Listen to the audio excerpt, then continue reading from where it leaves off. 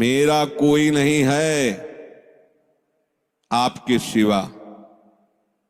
तो जो जो आपने अपना मान रखा वो सब वो घसीट लेंगे, क्योंकि वो कर तुम अकर तुम मन था कर तुम सर्व समर्थ है। दो प्रकार से, या अंदर से विवेक से वैराग्य प्रकट करके, या बाहर से राग ही हटा लेंगे। वो जगह नहीं रखेंगे जिसे आप अपना कह रहे हो। तैयार रहना। और यदि वास्तविक हृदय से ऐसी बात आ जाए तो उसी समय वो महात्मा हो गया। उसी समय करो सद्य, सद्य माने तत्काल, क्षिप्रम भवति धर्मात्मा, उसी समय बहुत जल्दी वो महात्मा बन जाता है। कितना सुंदर सिद्धांत है। रहो न कबहू कतहू कछु मेरो अपनो काम। अब अपने लिए कोई कार्य नहीं रह गया है। अपने लिए कितना कार्य था कि संसार में कोई हमारा न रह जाए। लोग रोते हैं इस बात का कि हमें संसार में कोई प्यार नहीं करता, कोई अपना नहीं। तो यही तो सिद्धि है। आओ इधर, हमारे मार्ग में ये लाभ है कि कोई हमें प्यार न करे। भर्तृहरि जी ने भगवान शंकर जब प्रसन्न हुए, प्रकट हुए, तो वरदान मांगा कि कभी कोई सम्मान से मुझे एक टुकड़ा भी न दे, क्योंकि ये सम्मान, ये प्यार प्रभु से विमुख कर देता है। देखो हम जी तुम्हारे बिना जी नहीं सकते, तुम चले गए तो मेरा क्या होगा। अब वो उसकी बात में ही समझो तुम्हें कितना प्यार कर रहा है। वो क्या कह रहा है, तुम चले गए तो मेरा क्या होगा। ये प्यार है। क्या सोच रहा है वो, मेरा क्या होगा। बस पकड़ लो, कोई तुम्हारा नहीं। कोई तुम्हें जो बहुत प्यार करता हो उसकी बात सुनना, उसमें आप अगर विवेक जागृत है तो उसमें गंध मिलेगी केवल स्वार्थ की, केवल स्वार्थ की। कहीं किसी कोने में तुम्हें प्यार नहीं मिलेगा। पूरी प्यार की जो स्वांग भरी वृत्ति है उसमें केवल स्वार्थ नृत्य कर रहा होगा, केवल वासना नृत्य कर रही होगी, केवल कामना का तांडव होगा। बस विवेक से देखना, अगर विवेक नहीं तो सब फंसे हुए तो उसी में है। प्रभु कह रहे हैं कि जब साधक भगवद आश्रय नहीं लेता तो कहीं ना कहीं उसके हृदय में भोक्ता और कर्ता भाव बना रहता है, यह अहंकार के कारण। फिर वो विषयों का चिंतन करता है। बहुत ध्यान देने योग्य बात है। विषयों का भोग तो बाद की बात है, हमारी दुर्गति का प्रधान कारण विषय चिंतन है। इसलिए भगवान ने कहा है कि जो मेरा चिंतन करता है निरंतर, उसके लिए मैं सुलभ हो जाता हूं। अनन्य चेता सततम यो माम स्मरति नित्य साहा तस्याहम सुलभा पार्थ। मैं उसके लिए सुलभ हो जाता हूं। अब यहां ध्यान देना है कि विषय क्रिया नहीं हुई, लेकिन केवल चिंतन आपके हृदय को बर्बाद कर देगा। इसलिए कहा गया कि एक क्षण भी भगवत चिंतन छूटा तो हानि हो गई। ऐसे संस्कार गलत अंदर डाल देगा, वो जलाते रहेंगे। मन जो है ना, ऐसी स्थिति पैदा कर देगा कि ये ज्ञान विज्ञान आपकी समझ में ही नहीं आएगा। ध्यायतु विषयान पुंसः, प्रभु का आश्रय ना लेने के कारण, प्रभु के परायण ना होने के कारण, निरंतर भगवत चिंतन ना होने के कारण जो अंतर होता है वो विषय चिंतन होता है। ध्यान देना, दीर्घकाल निरंतर सत्कार सेवितो दृढ़ भूमि। जब दीर्घकाल तक निरंतर भगवत चिंतन का अभ्यास किया जाता है तो दृढ़ भूमि वो इतना पक्का हो जाता है कि फिर आप छोड़ना भी चाहो तो नहीं छोड़ सकते। जैसे विषयी पुरुष भले कहीं भागवतिक स्थान में भी बैठा हो पर वो अपना ही दृश्य देखेगा, अपना ही चिंतन करेगा। ऐसे भागवतिक पुरुष भले ही वो विषय प्रपंच में बैठा हो लेकिन वो अपना ही दृश्य देखेगा, अपना ही चिंतन करेगा। तो जो भगवत परायण नहीं होते, प्रभु का निरंतर चिंतन नहीं करते, उनका विषय चिंतन ही होता है। वो विषय चिंतन ही करता है ऐसा नहीं कह रहे, स्वाभाविक होता है विषय चिंतन उससे, क्योंकि भगवत परायण नहीं है, निरंतर भगवत भजन का अभ्यास नहीं किया तो होगा क्या, विषयों को भोगता रहा है। उसी कर्तृत्व भोक्तत्व भाव का चिंतन होता रहता है। ये बहुत खतरनाक स्थिति, प्रायः इसी स्थिति में पूरा संसार है। बैठे बैठे बस वही चल रहा है, ये किया वो करूंगा, ऐसा बना लिया वैसा बना लूंगा, अब इतना ऐसा हो जाए फिर वैसा हो, और ये सब का सोचते सोचते काल आ गया, मृत्यु, शरीर छूटा। अब जो सोच रहा था, जो सोचा उसके परिणाम से दूसरी योनि मिली, बस यही चक्र चल रहा है। जब ये प्रभु का चिंतन करता है तो संसार का चिंतन जो स्वाभाविक होता रहता था अब हो तो रहा है। देखो ना, जैसे हम नाम जप करते हैं, भगवत चिंतन की चेष्टा करते हैं तो बड़ी जोर से गंदगी आती है। ये सबका अनुभव है जो भजन करते हैं, बड़ी जोर से, जैसे कि दरिया में उफान आ गया हो, एक से एक गंदी से गंदी, मतलब जो आपको भी लगेगा कि यार ऐसी बात कैसे हो सकती है, बिल्कुल घृणित। वो आराध्य देव पर घृणित भाव, वो अपने गुरुदेव पर घृणित भाव, वो कुछ भी डरना नहीं, समझना। ये आपके हृदय, तो आपको लगेगा कि कितना नीच हूं, कितना गंदा हूं, क्या क्या सोच रहा हूं, कैसे, मतलब कुछ नहीं, समझना। बिल्कुल तटस्थ भूमिका होनी चाहिए। मैं थोड़ी सोच रहा हूं ये सब गंदी नाली के कीड़े की तरह मन इंद्रिया भोगों में रहे, अभी गंदगी फेंक रहे, बिल्कुल तटस्थ। अरे मैं प्रियाजू के लिए क्या सोच रहा हूं, मैं लालजू के लिए क्या सोच रहा हूं, और मैं गुरुदेव के लिए क्या बिल्कुल नहीं। ये बेईमान लोग हैं, ये हमको भयभीत करेंगे, हमारी निष्ठा बिगाड़ेंगे, हमारा भाव बिगाड़ेंगे, बिल्कुल नहीं मानना। ये हम बहुत खूब अनुभूत सोची समझी बात कह रहे, खूब साधकों से मिली हुई बात। ये अपने आराध्य देव पर ही गलत भाव कर लेगा, ये अपने गुरुदेव पर भी गलत भाव कर लेगा। आपको डरना नहीं है, ये किसी भी तरह से आपको हटाना चाहता है। जहां आप भगवत चिंतन में लगे, अब भगवत चिंतन आपके हृदय में आए हुए या बसे हुए या पुराने संस्कार सब मिटाएगा।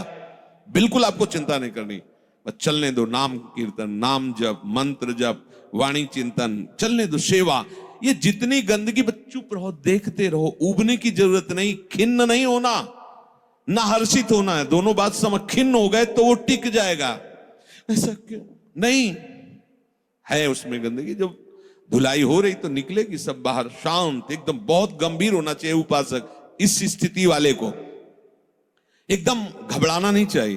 वो फिर अच्छी बातें भी डालता है जो संसार में सुखद मानी जाती है, उसमें आपको हर्षित नहीं होना, तटस्थ।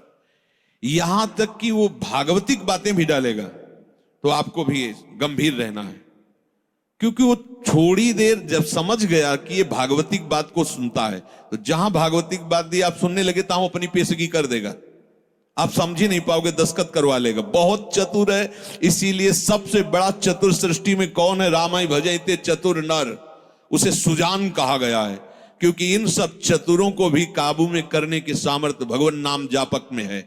एक एक हरकत वो मन की देखता रहता है, एक एक हरकत, छोटी सी छोटी उसकी चेष्टा। अच्छा समझ में आ रहा है, ठीक? कुछ नहीं, कोई नहीं बिगाड़ सकता, बस आप झुकना नहीं इस पे। बाहर की बात नहीं कह रहे, यहां की बात। आप उदास मत होना, आप निराश मत होना, और आप इनके आगे झुकना नहीं, इन दुष्टों के समुदाय के आगे। एक से एक पेशगी देंगे, आपको निराश करने की चेष्टा करेंगे, आपको ऐसा कर देंगे कि लगेगा भी इस भोग के बिना तो हम जी नहीं सकते, अब ये भोग भोग ले, फिर भगवान मिले या ना मिले। झुकना मत इनके आगे। ये दुष्ट प्रवृत्तियां आपको रौंदने की चेष्टा कर, और आप तभी नहीं झुकेंगे जब मत परायणा भगवदास। अगर भगवदास तरेली तो बातें बोलते रहो, कुछ चले होने वाला, वो अपने आप वहीं आपको आकर्षित कर लेंगे। तो जो भगवद आश्रय छोड़ चुका है और संसार का आश्रय लिए है, तो चाहे जितनी चतुराई करे, संसार का ही चिंतन होगा। और संसार का चिंतन है विषयों का चिंतन, और विषयों का चिंतन है दुर्गति। स्पष्ट समझ लीजिए, क्योंकि विषय चिंतन में राग, प्रियता आसक्ति पैदा होती है। जैसे विषय चिंतन होता है तो उस विषय चिंतन के प्रति राग होता है, प्रियता होती है। अगर ये वस्तु मिल जाती आज खाने को, ये भोगने को, ये देखने को, ये सुनने को, मजा आ जाता, आनंद आ जाता। ऐसा राग, प्रियता और आसक्ति और विषय सेवन की ललक अब रहा नहीं जा रहा। ये कब शुरू हुआ? विषय चिंतन से। ध्यान रखना, ध्यायतो विषयान पुंसः संगस्तेषुपजायते। विषयों का ध्यान करने से, चिंतन करने से विषय संग अर्थात आसक्ति उसके हृदय में प्रकट होती है। अब तो रहा नहीं जा रहा, अब वो भटक रहा है, क्या करूं, कैसे करूं, कहां वो पाऊं, ललक रहा है अंदर। बड़ी दुर्गति की ये स्थिति होती है। प्रायः हर साधक इस आग से जल करके आगे निकलता है। आग बुझाने की चेष्टा मत करना। इसमें अगर आपने थोड़ी भी बैलेंस बनाने की कोशिश की तो मार्ग छूट जाएगा। इस आग से ही निकलना है, पक्का तय करो। आग को बुझा करके निकलना है, कभी नहीं, निकल ही नहीं सकते। और जब आप इस आग में कूदोगे तो ये आग जलाएगी नहीं, चंदन हो जाएगी। बाहर से तुम्हें लपटें दिखाई देंगी और जब अंदर प्रवेश करोगे कि हे प्रभु आपके लिए मैं जलूंगा, तो कहीं भी धुआं भी प्रवेश नहीं हुआ विभीषण के घर में। पूरी लंका राख हो गई, एक विभीषण कर गृह नाय। पूरा संसार जल रहा है, कामाग्नि, क्रोधाग्नि, लोभ, लेकिन भक्तों के हृदय में उसका धुआं भी प्रवेश नहीं करता, क्योंकि वहां भगवान का आश्रय है। विषयों का सेवन शरीर से भी ज्यादा घातक है मानसिक सेवन। समझना, साधक क्या समझता है कि मैंने कोई क्रिया तो की नहीं, अच्छा बहुत चतुर है, मानसिक पाप लगता नहीं, कलिकर एक पुनीत प्रतापा, मानस पुण्य होए और नहीं पापा। ओ बैठे बैठे बस, गलत बात समझिए। शारीरिक सेवन से ज्यादा गंदगी पैदा होती मानसिक चिंतन से।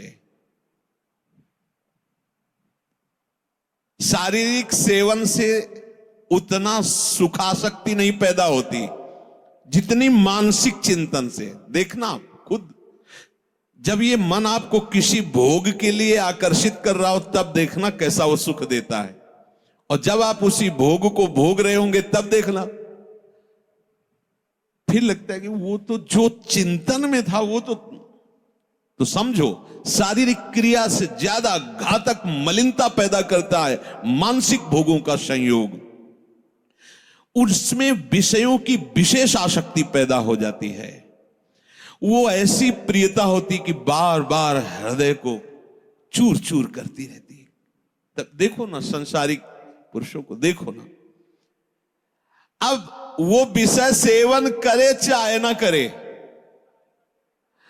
विषय राग उसका नाश कर चुका। ये बहुत समझने की बात है कि हम किसी से मिलते नहीं, हम किसी से, लेकिन एकांत बैठकर अगर आप मन के साथ विषयों में विचरण कर रहे हैं तो आप में और एक घोर संसारी में कोई अंतर नहीं है। संसारी को तो एक दैन्यता भी रहती कि मैं बड़ा नीच हूं, कामी हूं, और अपने अंदर एक अहंकार रहता कि मैं बैरागी हूं, मैं महात्मा हूं। समझते रहे ना, शरीर से क्रिया नहीं हुई पर मानसिक आप उसका संयोग सुख चिंतन के द्वारा, तो आप बहुत मलिन हो रहे हैं, आप अपना बहुत बुरी तरह से पतन कर रहे हैं। ये भगवत वाणी है। तो होता है ना स्वाभाविक, उसमें हम क्या कर सकते हैं? उसमें नाम जप कर सकते हैं, आप वही तो डिलीट करेगा, चतुराई नहीं। कई बार सत्संग में कहा, कुछ भी चल रहा है अंदर, मन फेंक रहा है राधा राधा राधा राधा, ये जो आपका राधा राधा चल रहा है ना, एक भी चाल उसकी नहीं चलने देगा। वो चाहे जो विषय सेवन की बात, विषय सुख की, बार बार राधा, तो वो जलाएगा तुमको। बंद करो ये राधा नाम, पहले हम जो पेश कर रहे हैं उसमें तन्मय हो, बस आप छोड़ना नहीं तो हान हरिवंश के नाम अंतर परे। कहे हनुमंत विपत्ति प्रभु सोई, जब तो सुमिरन, यही विपत्ति फंसा देगा। अरे बहुत विचित्र है ये, बहुत विचित्र है। लड़खड़ाकर कदम वहीं खड़े हो जाएंगे जहां चिंतन चल रहा है। बहुत घृणित मन की ये चिंतन वाली वृत्ति आपको क्रिया में उतार देगी, आप रुक नहीं पाएंगे। संगात संजायते कामः, जब आप विषयों का ध्यान दीजिए। ध्यायतो विषयान पुंसः, ये होगा, सबके होता है। जब लोग बात अरे हम तो समझते नहीं थे, ये काम ही है, आश्चर्य की बात है, कोई आश्चर्य की बात नहीं। हां, ये आश्चर्य की बात की ब्रह्मचारी है, ये आश्चर्य की बात है। ऐसे सृष्टि में और ये ब्रह्मचर्य, अब प्रणाम की बात है। ये आश्चर्य, काम ही वो, कोई आश्चर्य की बात नहीं। कोई भी हो, यहां से लेकर ऊपर तक, ब्रह्मलोक तक, कोई भी हो, कहीं भी, इसी का तो शासन है, इसी का तो राज्य है, और सब इसी संकल्प काम से ही पैदा हुए। कोई अगर ये कहे कि सब व्यर्थ की बात है, अगर कोई बचा है तो लाडली लाल के चरणों की ठसक में जो बैठा हुआ उनके चिंतन में है। अब कहीं गुंजाइश ही नहीं कोई। और अगर वो भी थोड़ी देर के लिए भी विषय चिंतन करेगा तो थोड़ी देर के लिए रौंदा जाएगा, ध्यान रखना। इसीलिए है दीर्घकाल निरंतर सत्कार सेवितो, दीर्घ काल तक आदर पूर्वक निरंतर भजन परायण रहो। जगह ही नहीं रहेगी, सब डिलीट, सब खत्म हो गया। आप देखना, नाच पड़ोगे। जैसे जैसे आपकी निष्कामता बढ़ती जाएगी वैसे वैसे मतवालापन, ऐसा जैसे कोई मदिरा पिए हो और झूमता हुआ चल रहा है, उसको कुछ नजर नहीं आ रहा। ऐसे ही नाम की मादकता जब चढ़ती है, मस्त हो जाओगे। ये बड़े बड़े महात्माओं ने पिया है, इस नाम का रसाशोपान किया है, रूप रसाशोपान किया है। जैसी थरिवंश निकट दासी जन लोचन चसक रसासो गटकत। जब आपका विषय चिंतन चल रहा है, यदि नाम नहीं चल रहा तो खतरे में अपने को डाल रहे हो, और नाम चल रहा है तो तुम्हें परेशान होने की जरूरत नहीं हो, कुछ नहीं कर पाएगा, कुछ नहीं। ये बहुत बड़ा पहरेदार है, आपको गिरने नहीं देगा, उनकी एक भी संस्कार वृत्ति आपके हृदय में बनने नहीं देगा। अपने पास बहुत बड़ा पावर है नाम। इसीलिए तो जो इस रहस्य को समझ जाते हो बलिहारी होते हैं संतों की, गुरुदेव की, कि आपकी कृपा से वो चीज मिली।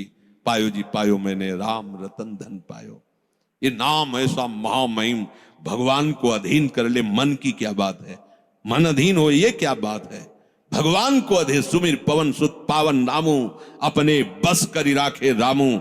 जब भगवान को अधीन कर लेता है तो ये तो मन की तो बात जाने दो, इंद्रियों की बात जान। पर आप क्या करते हैं, जब विषय चिंतन कर रहे होते हैं तब आप नाम को छोड़ देते हैं। बस ये गलत बात हो गई, अब आप नहीं समझ सकते।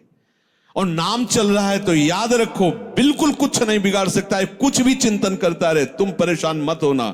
ये अपने आप आपके सामने शरणागत हो जाएगा, मन शरणागत हो जाएगा, अपने आप हो जाएगा। आप जैसा चाहोगे वैसे ही चलेगा। बस नाम न छोड़ना, नाम छोड़ दिया फिर ये बातों से बस में होने वाला नहीं है। बहुत ही ये दुर्जय शत्रु है मन, दुर्जय शत्रु है। नाम की कृपा से जब ये मित्र बन जाता है तो इससे बड़ा सुख देने वाला भी कोई नहीं होता, ये भी बात समझ लेना। और जब नाम नहीं चलता है, विषयों का चिंतन करता है, तो इससे बड़ा दुख देने वाला कोई दुश्मन नहीं है। संगास्तेषु उपजायते, ये मन चिंतन करके विषयों में राग पैदा कर देता है। कैसे वो भोग मिले, अब तो जीवन बेकार लगता है बिना उसके भोगे। अब तो, और सही बात, न उसे रात में नींद आती है, न दिन में उसे किसी से मिलना अच्छा लगता है। जैसी प्रेमी की स्थिति होती ना, ऐसे कामी की भी हो जाती है। बस उसको वही बात, कब मिले, कब देखूं, कब भोगूं, बस अंदर जिस विषय में तन्मय हुआ वो इसी विषय के लिए। अब जब वो प्रबल कामना हो जाती है तो कामात क्रोधो भी जायते। यदि कामना की पूर्ति हो गई तो भयंकर दोष पैदा हो गया, लोभ, और भोगूं और मिलूं, कभी एक क्षण के लिए ये भोग हमसे दूर ना हटे। और कहीं प्रतिकूलता पैदा हो गई तो भयंकर दोष पैदा हो गया, क्रोध। दोनों में हानि है। कामना से कभी किसी का कोई मंगल नहीं हुआ है। अगर काम की पूर्ति होती है तो भयंकर लोभ पैदा हो जाएगा। कैसा लोभ पैदा हो जाए, ये ऐसे ऐसे, इतना नहीं, ये शरीर नहीं, वो शरीर, ये वस्तु नहीं, वो वस्तु, बढ़ता चला जाएगा, वो घोर व्यभिचारी हो जाएगा। और अगर प्रतिकूलता हुई तो क्रोध पैदा हो जाएगा। ऐसा क्रोध पैदा हो जाएगा कि वो जिसको कहता है कि मैं तुम्हें बहुत प्यार करूं, उसी को मार देगा, वो हिंसा कर देगा। ये बिल्कुल समझने की बात है। अगर उसकी कामना भरपूर हो चुकी है, संकल्प बन चुका है और उसकी पूर्ति में बाधा होगी तो भयंकर क्रोध, और क्रोध जहां प्रकट हुआ, कामः क्रोधोद भी जायते क्रोधात भवति सम्मोह। अब जहां क्रोध प्रकट हुआ, अब उसमें मूढ़ता छा गई। ये करना चाहिए, ये नहीं करना चाहिए, खत्म हो चुका। अब उसमें और पशु में कोई अंतर नहीं है, उसमें और राक्षस में कोई अंतर नहीं। कोई आशा न करे कि जो क्रोध से सम्मूढ़ता को प्राप्त हो चुका है उससे कोई विनय काम करेगी। अब वो राक्षस हो चुका है, उसके सारी प्रवृत्तियों में क्रोध के द्वारा प्रकट की हुई मूढ़ता छा चुकी। अब कुछ भी विवेक काम नहीं कर रहा। प्रभु कह रहे हैं क्रोधात भवति सम्मोहा। ऐसी मूढ़ता छा जाती है जो विचार की गुंजाइश नहीं रह जाती। वो रो रहा है सामने, या कोई, अब देखो रसेंद्री की ऐसी प्रबलता हुई, पशु पक्षियों को मार के खा रहा है जीव। कैसी कैसी, देखो मतलब हमें कोई जरा सा कष्ट दे तो हमें पीड़ा होती है। आप देखो एक छोटी चींटी जा रही हो, आप एक तिनके से ऐसे छूने की चेष्टा, वो भागने की चेष्टा करेगी, अर्थात वो बचना चाहती है।